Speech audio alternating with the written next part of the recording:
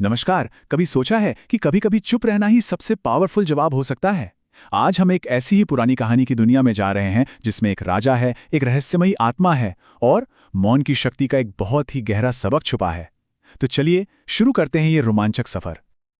और यही सवाल है जो इस पूरी कहानी का दिल है। एक ऐसी पहेली जिसका हल बोलने में नहीं बल्कि चुप रहने में छिपा था। ये हमें सोचने पर मजबूर करता है कि क्या वाकई सबसे समझदारी भरा कदम कुछ न कहना हो सकता है। तो कहानी के हीरो हैं राजा विक्रम, जो अपने साहस और इंसाफ के लिए जाने जाते हैं। लेकिन उनकी परीक्षा लेने वाला कोई मामूली दुश्मन नहीं है। वो है वेताल, एक रहस्यमयी आत्मा जो एक लाश में रहती है और जिसने राजा को एक कभी न खत्म होने वाली दिमागी कश्मकश में फंसा रखा है। तो वेताल का जो ये खेल था ना, वो बड़ा ही अनोखा और कहना चाहिए लगभग नामुमकिन था। नियम बड़े सीधे थे। राजा विक्रम को लाश को ले जाना है, एक कहानी सुननी है और आखिर में एक पहेली सुलझानी है। पर असली पेंच ये था कि अगर विक्रम ने सही जवाब दिया तो वेताल उड़कर वापस चला जाएगा और ये पूरा सिलसिला फिर से शुरू हो जाएगा। मतलब जीतना ही हारने के बराबर था। सोचिए, 24 बार कोशिशें नाकाम हो चुकी हैं और अब यह है 25वीं और आखिरी कहानी।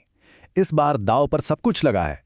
वेताल दक्षिण के एक राज्य की कहानी सुनाना शुरू करता है, एक ऐसी कहानी जो अब तक की सबसे पेचीदा पहेली को सामने लाएगी। तो कहानी की शुरुआत होती है राजा महाबल के साथ हुई एक बड़ी ट्रेजेडी से। उनकी राजधानी पर हमला हो जाता है। उनकी ही सेना उनका साथ छोड़ देती है और उन्हें अपनी पत्नी और बेटी के साथ जान बचाकर घने जंगल में भागना पड़ता है। लेकिन बदकिस्मती यहीं उनका पीछा नहीं छोड़ती।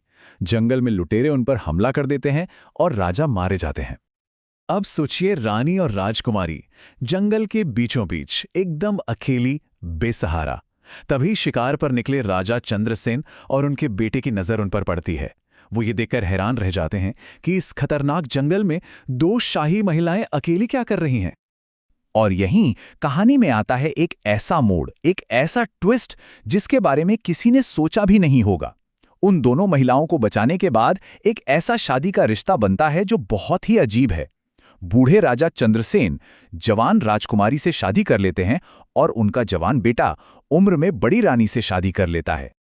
पूरी कहानी सुनाने के बाद वेताल राजा विक्रम के सामने अपनी आखिरी पहेली फेंकता है।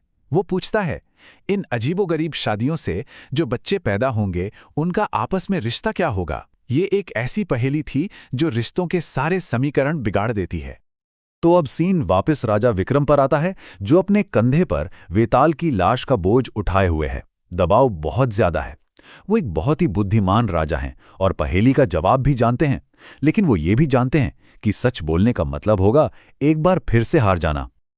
और ठीक उसी पल राजा विक्रम ने वो किया जो उन्होंने आज तक नहीं किया था। 24 बार सही जवाब देने के बाद 25वीं बार उन्होंने अपना मुंह बंद रखा। वो बिल्कुल चुप रहे।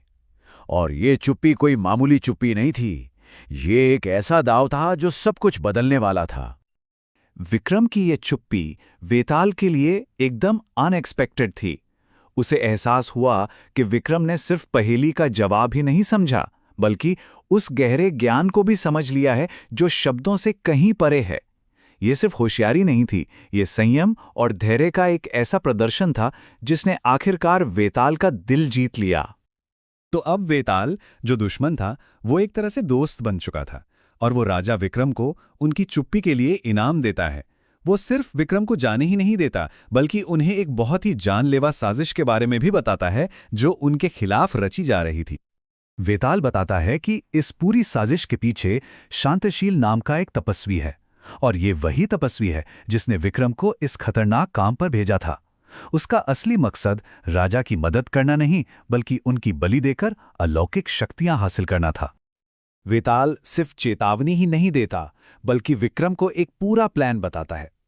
वो कहता है कि तपस्वी उससे प्रणाम करने को कहेगा और जैसे ही विक्रम झुकेंगे वो उनकी हत्या कर देगा। वेताल विक्रम को सलाह देता है कि इस जाल को उसी पर उल्टा चला देना। तो अब कहानी अपने क्लाइमैक्स पर आ पहुंचती है।